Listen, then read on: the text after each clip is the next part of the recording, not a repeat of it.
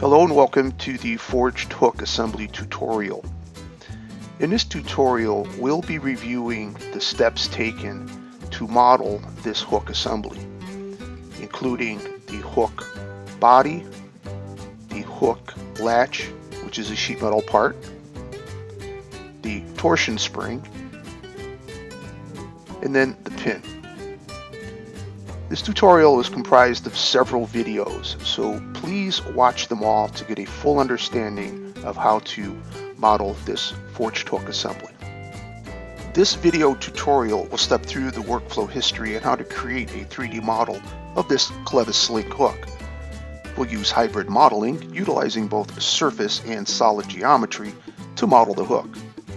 Please note, this video may deviate from the original tutorial. Those deviations will be pointed out at the specific time. Let's review the Feature Manager design tree. At the top is the equations folder. Here, a global variable was created to define the draft angle as 8 degrees. Global variables control many dimensions with the same value. Changing the global variable changes all the instances where it was used. The next item is the layout sketch. Looking at the sketch in more detail, we see all of the dimensions and geometric relationships captured to maintain design intent. The sketch will be used as reference geometry to create other features. At this point, a strategy needs to be formulated based upon the data we have in order to create a 3D model that represents the hook accurately in every aspect. Studying the hook from different perspectives will help determine which features will be needed. From the right side, the layout sketch will help define the profile of the hook. The profile changes thickness from right to left as we see. From the front view, the hook changes cross-sectional thickness from top to bottom. This leads us to a loft feature where we can control both the profile thickness and cross-sectional thickness at the same time. The layout sketch will be used to create reference surfaces to control both the draft angle and the transitions between the cross-sections. It will also be used to create reference planes for the cross-section sketches. Using the layout sketch, 4 reference planes for the cross-section sketches will be created. To create these planes,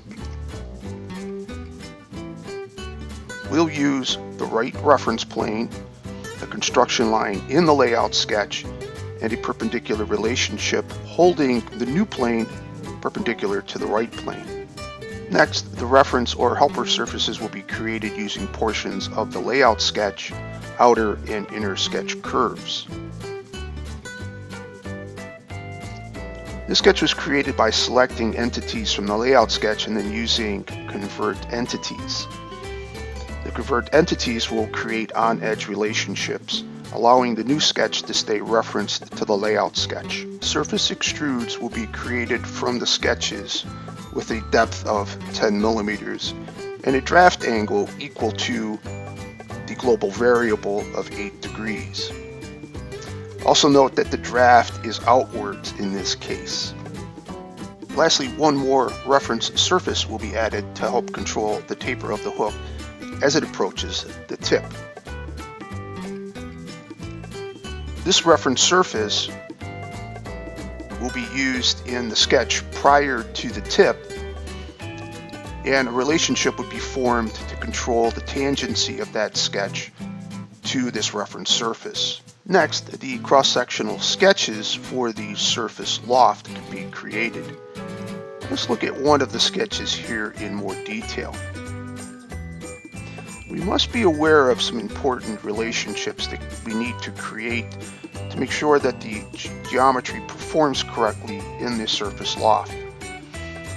Namely, pierce point relationships at the endpoints of the arc and of the line are going to hold the endpoint to the edge of the surface as this cross-section moves along that edge to the next transition.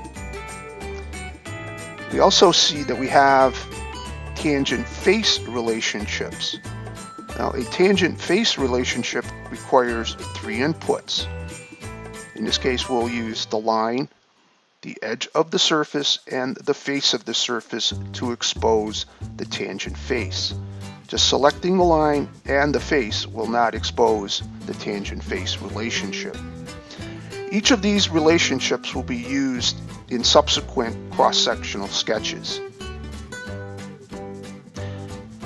The predict hook taper helper surface is used in sketch 7. So let's take a little bit more of a detailed look at this sketch.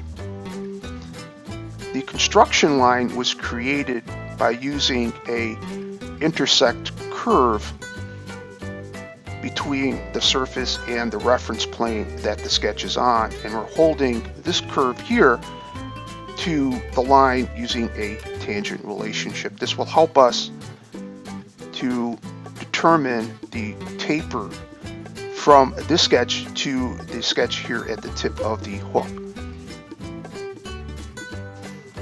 This concludes the introduction and setup video. In the next video, we will start the modeling process for the hook.